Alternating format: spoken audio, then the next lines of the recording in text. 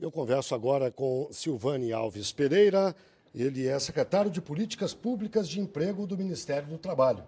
Com Márcio Guerra, gerente de Estudos e Prospectiva da Confederação Nacional da Indústria, a CNI. E com Antônio Lisboa, dirigente da Central Única dos Trabalhadores, a CUT. Eu começo perguntando à CUT, afinal, por que os trabalhadores estão mudando tanto de emprego? Eu acho que essa questão da alta rotatividade no mercado de trabalho do Brasil, na verdade, vem de muitos anos. Vem desde quando se criou o Fundo de Garantia em substituição àquela estabilidade que existia após 10 anos de serviço. Não aumentou depois disso? Não, claro, sim, é evidente. Eu disse apenas que ela é alta. Certo. E para nós, na verdade, não é positivo, até natural que haja rotatividade no momento em que o mercado de trabalho está aquecido. No entanto, ela continua muito alta de muito tempo. E para nós, evidentemente, isso não é positivo.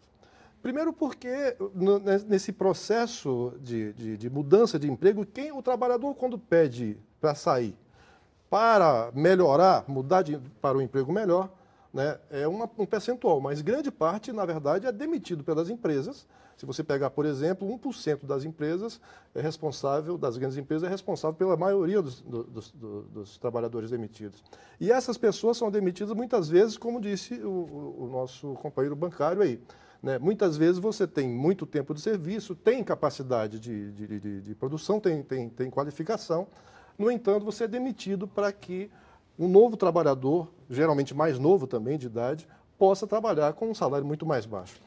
Eu gostaria de ouvir a CNI, na avaliação dos senhores, qual é a explicação para essa rotatividade? Bom, é um fenômeno cíclico, né? A gente sabe que toda vez que a economia cresce um pouco, a rotatividade ela aflora e, como a gente vem numa trajetória de crescimento, gerando empregos, esse crescimento da rotatividade. O que significa isso? Os trabalhadores estariam sempre em busca de melhores postos? É isso? Eles próprios tomam a iniciativa? Não é a indústria ou o comércio que demite? A realidade da indústria é um pouco diferente do que acontece no serviço mesmo, porque nós temos a dificuldade de encontrar mão de obra qualificada. E isso tem um impacto muito direto sobre a competitividade e a produtividade da indústria.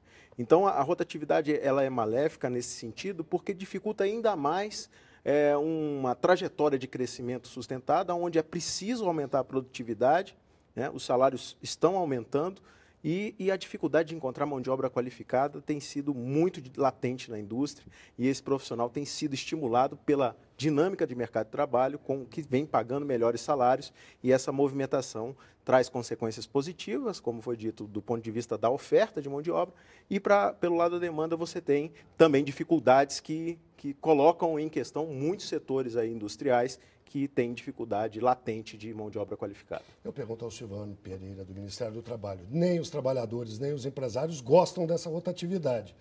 O que pode ser feito? Que iniciativa o governo poderia tomar para tentar reduzir isso no país? Veja bem, Guilherme, a rotatividade ela não tem um fator específico que é responsável, né?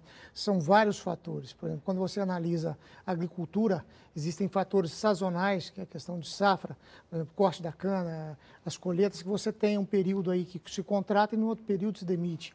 A construção civil tem uma rotatividade que passa de 100%. Então, quando você termina um prédio, você termina uma obra, é natural que tenha uma redução da força de trabalho.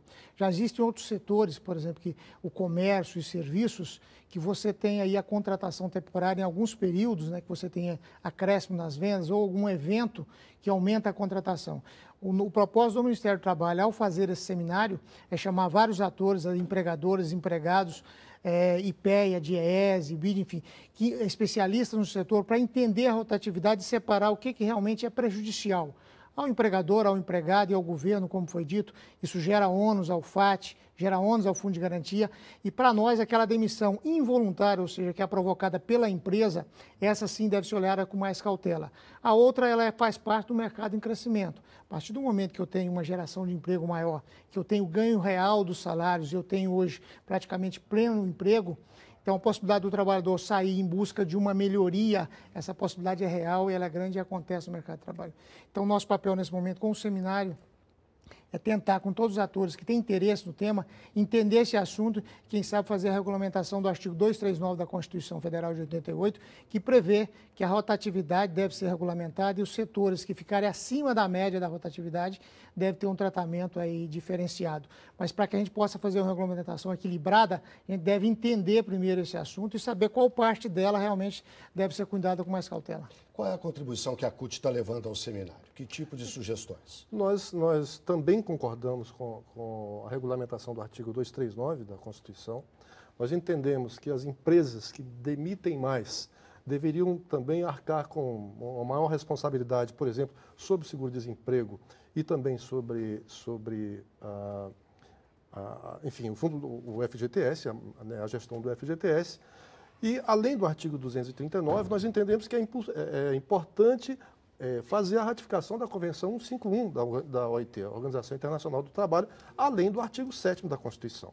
Quero concordar com o que foi dito aqui a respeito do nível de rotatividade na indústria, quando, na verdade, a indústria brasileira precisa ter, né, qualificação para poder melhorar a sua competitividade, né, no mundo globalizado. Então, esse é um problema que tem que ser tratado dessa forma, porque você não vai acabar nunca com a rotatividade, né? Não tem como acabar, aí não é o caso de acabar. No entanto, você tem que disciplinar de forma que as empresas que fazem isso, digamos, para obter lucro e não repor a qualidade, a qualificação do profissional, devem arcar com maior responsabilidade dentro do sistema. A CNI concorda com o custo aumentaria para as empresas? Essa questão o custo ela já existe, né? Nesse momento agora, a dificuldade que as empresas têm, no caso da mão de obra qualificada, que é um dos fatores, aumenta de sobremaneira os gastos e os investimentos no recrutamento e na preparação dessa mão de obra que entra no mercado de trabalho. No nosso entendimento, é preciso ter uma compreensão muito clara dessa dinâmica e não se discutir a questão de sobretaxar e talvez de rever incentivos que facilitem essa regulação do mercado, porque existem setores industriais que passam por momentos difíceis face à concorrência externa, como é o setor têxtil, o setor de calçados, onde aumentar o custo é quase que empurrar esses setores para o abismo. Então, é preciso, de fato, ter uma compreensão e diferenciar esses efeitos para que nós consigamos, de fato, inserir o país numa trajetória de competitividade aí e consigamos crescer ainda mais. No caso da indústria, o caminho seria qualificar a mão de obra. As iniciativas que existem hoje são suficientes? O que está faltando? Bom, hoje existem vários problemas relativos à atratividade da mão de obra, até mesmo para formar. O Pronatec, que é uma iniciativa do governo federal, tem feito um esforço grande de oferta de cursos, mas a gente se depara com uma dificuldade de atrair mão de obra para alguns setores, e setores que tiveram ganhos reais significativos de salário e que pagam uma remuneração bastante atrativa, mas falta também informação e a sociedade acaba não percebendo isso. E do lado da oferta, o esforço de qualificação, acho que ele está sendo sanado e as possibilidades são, sem dúvida, muito grandes no país, como não tinha acontecido antes. O ritmo do crescimento dessa oferta de cursos, de qualificação da mão de obra, atende à necessidade que o país tem hoje? Eu diria o seguinte, nós temos um bom problema hoje, né? O país gerou nos últimos anos, nos últimos 10 anos, em torno de 20 milhões de emprego. Nós tivemos um ganho real do salário mínimo de mais de 70%. Nós temos aí, através do Pronatec, só para esse primeiro semestre, em torno de 1.300.000 vagas já pactuadas com os ofertantes, com a rede aí do Sistema S, a Rede Federal de Ensino, a Escola Técnica, né? E nós temos que cuidar desse problema e também melhorar a intermediação da mão de obra.